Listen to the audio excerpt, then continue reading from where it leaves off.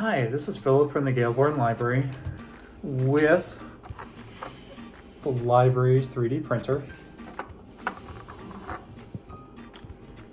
What I'm going to do with it is print out items to donate to people who are on the front lines, such as firefighters, police officers, nurses, doctors, and anybody else who's trying to fight the corona epidemic. And I'm going to help you figure out how to do that as well. Today I'm going to focus on 3D printing. So if you have a 3D printer, we're going to give you lots of different things that you can print out and help.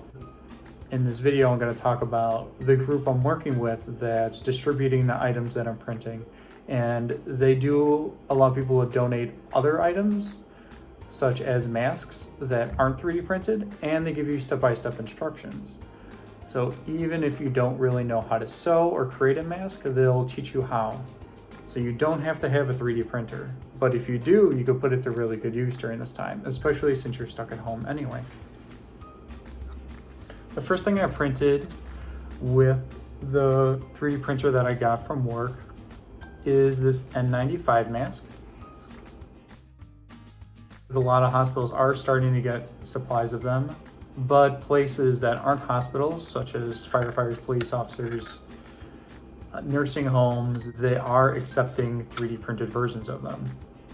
Of course, injection molding is still preferred. This was 3D designed by a doctor in Montana, and they are using it throughout their hospital. They've done multiple Petri dish tests on it and found that as long as you wipe it down with some sort of Lysol or bleach or killer, antibacterial killer, you can use these and they are just as effective as an N95 respirator. The cool thing about these is, well, one, you could 3D print them. It only takes about an hour and a half to 2 hours depending on your printer and how big your face is, because there are different sizes you can print. The other thing is you can extend the life of your N95 mask. So you might have noticed that this does not have a filter in it, and it's designed that way on purpose. What you do is you cut out a circle, and there's also a square variant of an N95 mask, and you place it in there as the filter. This design has you placing the filter in here and then screwing a top on it, where there's a square design where you cut out a square and then wedge it in there and the piece of plastic holds it in place. This allows you to get 10, maybe 15 uses out of an N95 mask instead of a typical single use, which is great. Also, if you don't have N95 mask, you can put any sort of other filter in there. I have heard that you can put HVAC filters in here, as well as just ordinary cloth or other filter material that you might have around your house. On the sides, you'll notice it also doesn't come with bands to hold it onto your head, so you will need to find some sort of string or elastic. Elastic is incredibly hard to find right now because so many people are making their own masks. So you might have to get a little creative, maybe even find old rags and cut strips to create something to hold this to your face. We're also creating adjustable head strap holders. Like I was talking about earlier, elastic is pretty rare nowadays because of how in demand it is. So you can use rubber bands, shoestrings, and all sorts of other material to hold a mask to your face. But if it's going on the back of your ear, it could be pretty painful. Just think about a rubber band being taut on the back of your ear for 10 minutes, let alone being a nurse or a doctor and having it on there for 10, 12 hours. It's not going to be a great experience. It might even start digging into your skin. So somebody designed one of these. It molds to the back of your head.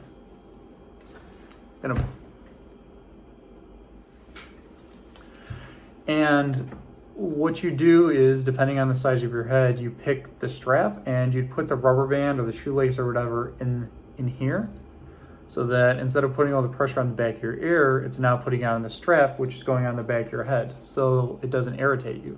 That way all these homemade masks can be used and everybody can still be comfortable. There's lots of people making masks in the King County area but there aren't that many people with 3D printers. So I'm using the library's 3D printer, which I showed earlier, as well as the printer that I myself own. That way we could get multiple, or I'll be able to double my production. Currently I was getting about 15 or 20 of these printed with the library's, or per day.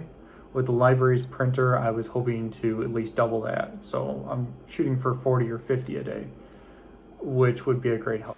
Let me show you where you can get these designs from.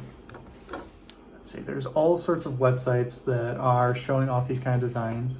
Here is the design for the head strap.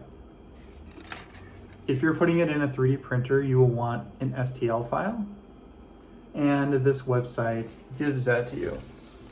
This specific website is 3dprint.nih.gov. Another great resource is also Thingiverse. Thingiverse not only has different designs for all sorts of different 3D printing, but the N95 masks, the head straps, and all sorts of other medical devices that can be 3D printed, or accessories that can be 3D printed, are going to be found there. Another thing that people need 3D printed are face masks. Now it's a little hard to tell from the picture, but when you see doctors treating patients, usually they have some sort of half hat on their head and then a big plastic shield in front of them. So this piece right here is that section that connects to their head with a strap and then allows for the face shield to hang off of it to protect them from sneezes, fluids of any type. These are also in high demand because of the coronavirus, so printing these can be very helpful. And then of course, like I talked about earlier, there is the N95 mask, which has been called the Montana mask. And that's because it was created in Montana. This is what it would look like with the filter in place, and having soft material on the inside so it doesn't rub against your face too much. This is of course if you're printing in ABS, PLA, or any of the harder plastics. If you print in the softer, more flexible plastics, you could probably get away with not having the soft material on the inside. As you go further down the website, they give you all sorts of information about how to print it and how to use it successfully. This is what the N95 mask 3D printed and put together looks like.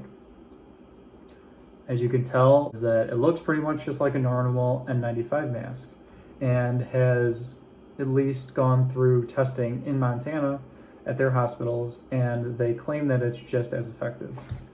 Of course, it's not gone through a rigorous scientific testing, but considering the times that we're in, having something is certainly better than having nothing. Now, the most important thing of all is to find somebody who will actually take your material. So what you should do first is find a group that you could donate to. I've connected with a group called Superhero Masks, which donates in the McHenry and Kane County area. They do have a Facebook group, so you could join them there. As you could see from the picture on the top, they started off basically just creating masks at home. So there are tutorials on their Facebook page, as well as people you could ask for help to learn how to sew masks. Once I was able to find their Facebook group, I got in contact with people that were in charge and asked them what they needed and told them that I had a 3D printer and I found all these ideas about masks and straps and face shield brackets and things of that nature.